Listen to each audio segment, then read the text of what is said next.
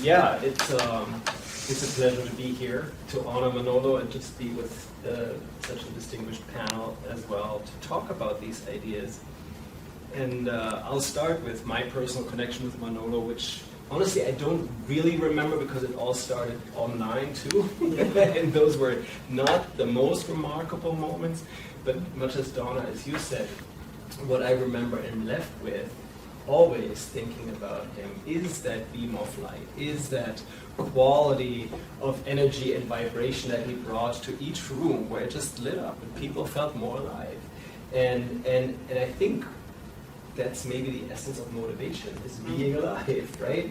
And we met at some point, I think in the context of Harvard, one of the panels here at the RCC, and he had known about my work on humanistic management. And the terms that he was using, and I will be talking about chapter 6 and chapter 8, those are not terms that you speak about in that discipline, right? Much less write a book about. And it seemed to me when he was talking about this work on motivation, in some way might drool on ourselves, like everything has already been said, it's like, it's so boring, it's so chewed out, there's really not much. There's not much more to say. In fact, I mean, that we teach it all the time, the same thing, and there's really not much more there. What we are really, really failing at is getting people to understand their access to motivation.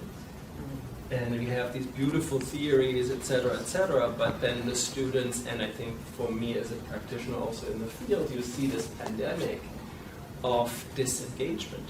People are not accessing their motivation. They're not aware. They're not paying attention. They have very little access to an intention.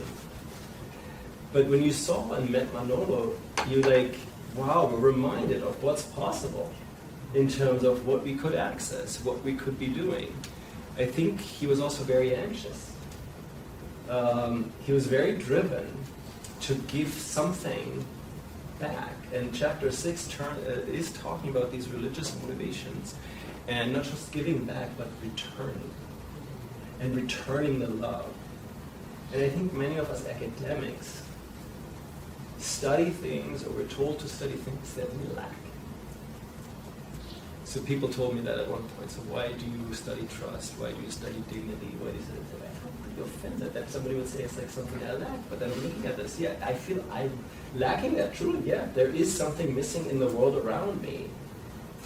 And I don't know if Manolo came from that deficiency perspective. I think he came from an abundance perspective. He had a lot of motivation. He had a lot of that spirit. And I think he was looking for something to explain it better, and he didn't find it. He was extremely frustrated. One thing that I'm just sort of connecting, and when I reread the chapter, was also this returning to the love of God. And it's like, I remember him in the last month sort of saying and sharing that he's ready. He's like happy. He was even joyous in that moment. Remember, Rita, when you were sharing that, I was like, wow, this is just another quality that I don't claim to have access to really in a reflective manner.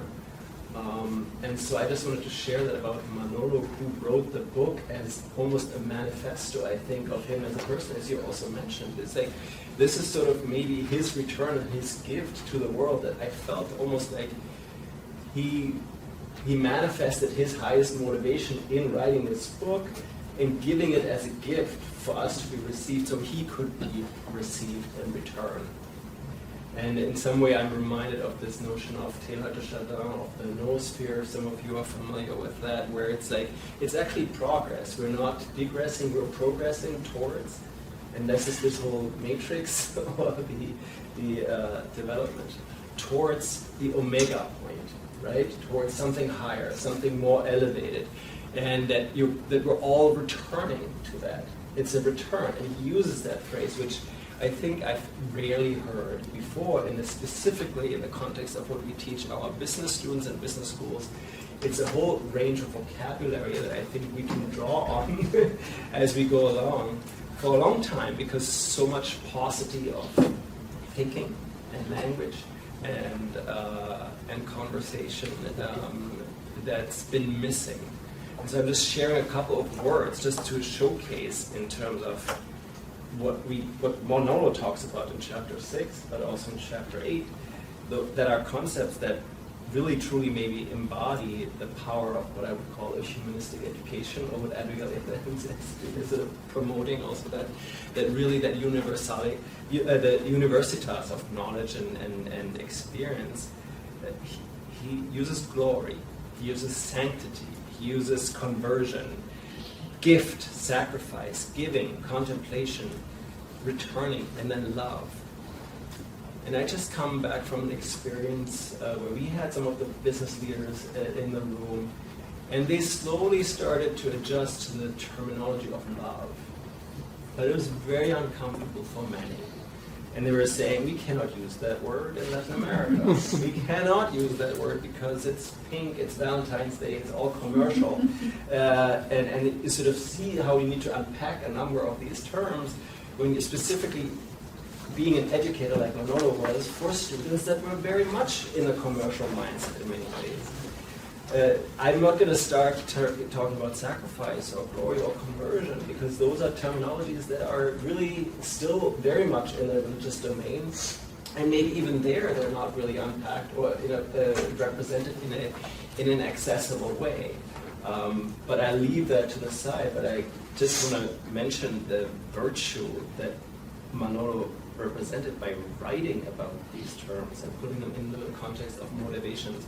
And I just picked up here, society can only be happy and free in proportion as it is virtuous, from Mario Wollstone that you put out there. And this reminded me, Manolo was that kind of virtuous person, and what I admire in terms of the virtue that he displayed by writing chapter 6 specifically is courage. And I think in parts of the chapters before, he's introduced, or he writes how he's introduced to other people to be talking about spirituality and religion in an unashamed way.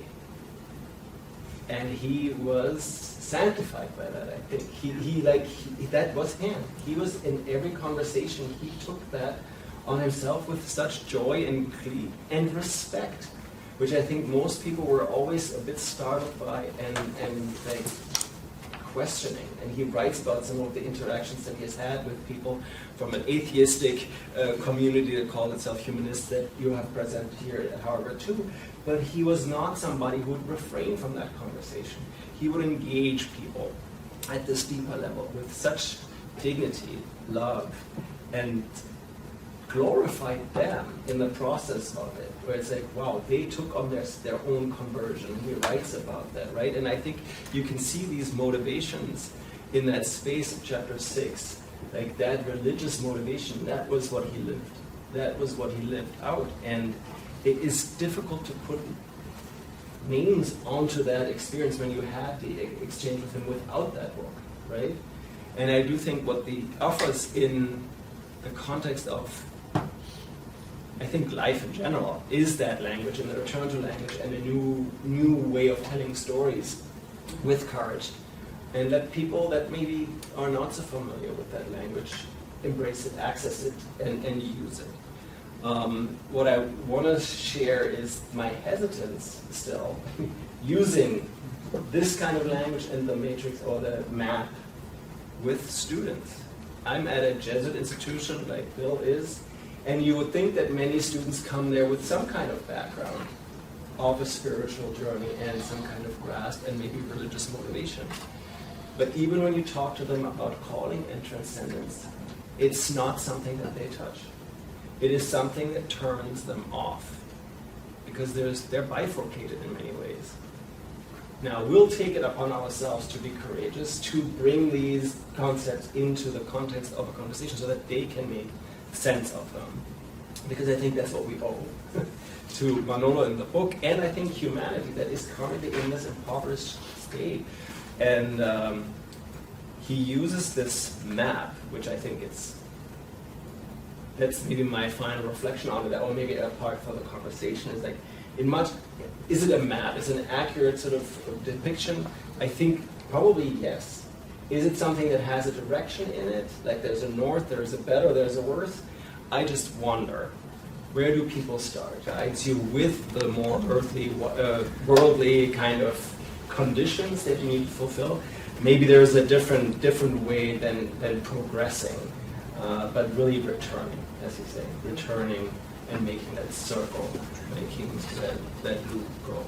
So with that, I'll just say thank you to Manolo again for just being here now with us. I also dare say that in some way publicly, which I would probably not have said in prior iterations of myself. But I do think that he gives that space to that circular approach to life and motivation that maybe can benefit us all. So thank you.